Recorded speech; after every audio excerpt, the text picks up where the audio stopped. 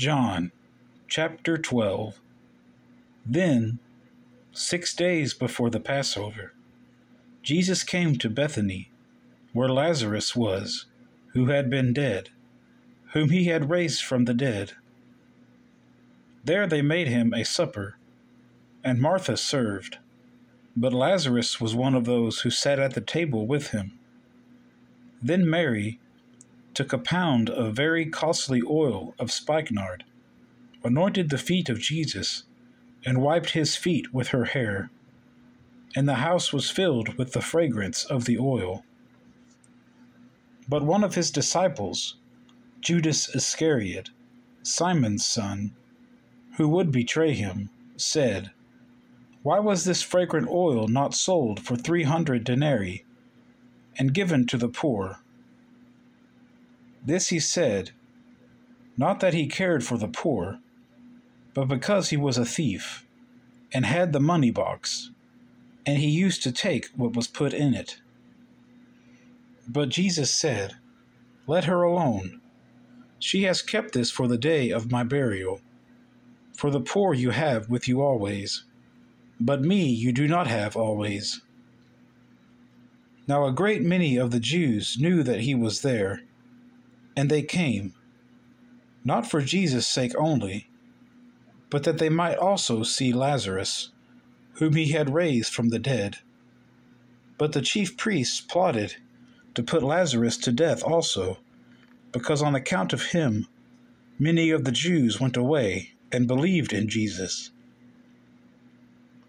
The next day, a great multitude that had come to the feast, when they heard that Jesus was coming to Jerusalem, took branches of palm trees and went out to meet him, and cried out, "Hosanna! Blessed is he who comes in the name of the Lord, the King of Israel." Then Jesus, when he had found a young donkey, sat on it, as it is written, "Fear not, daughter of Zion. Behold, your king is coming sitting on a donkey's colt."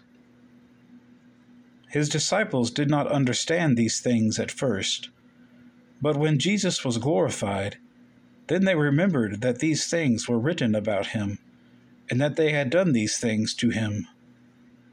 Therefore the people who were with him, when he called Lazarus out of his tomb and raised him from the dead, bore witness.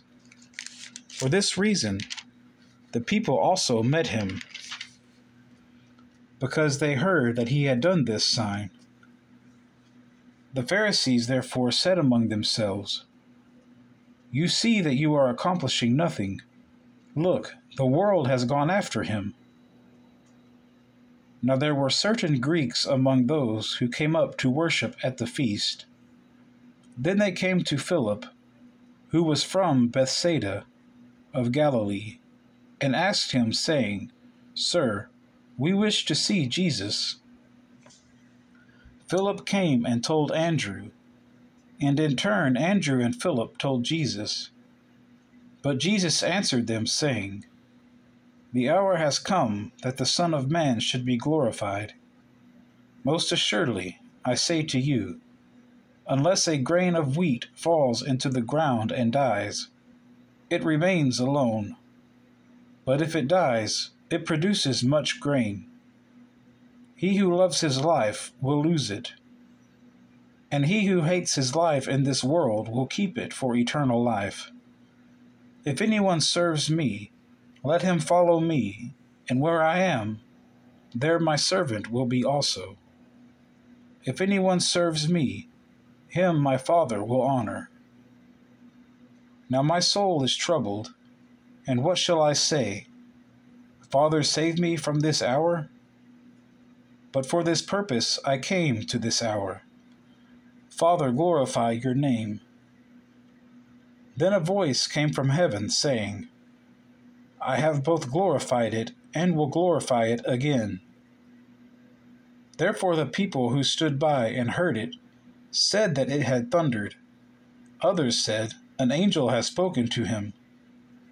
Jesus answered and said, "This voice did not come because of me, but for your sake. Now is the judgment of this world.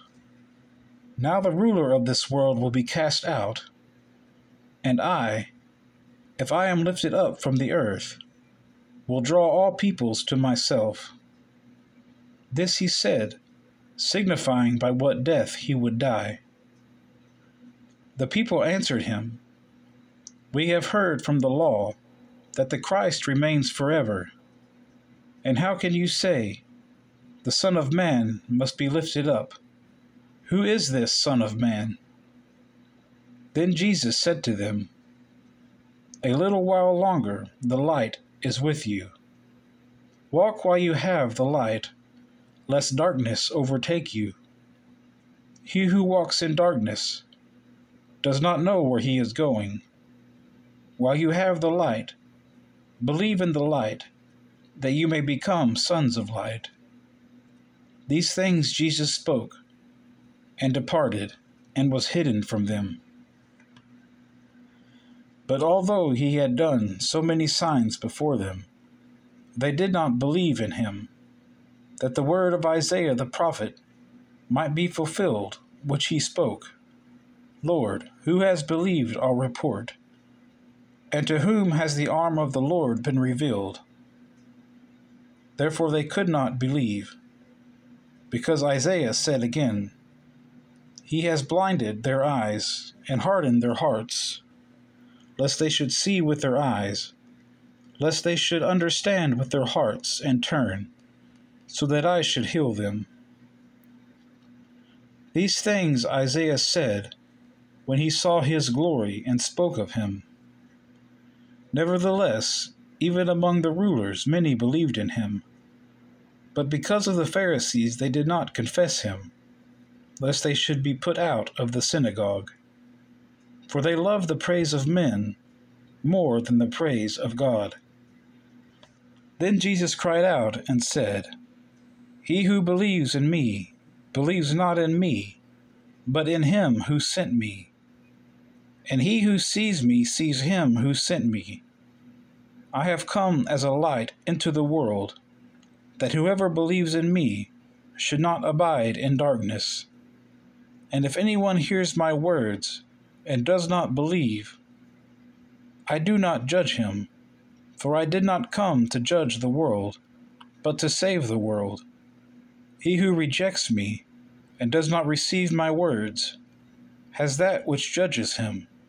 The word that I have spoken will judge him in the last day. For I have not spoken on my own authority, but the Father who sent me gave me a command, what I should say and what I should speak. And I know that his command is everlasting life. Therefore, whatever I speak, just as the Father has told me, so I speak.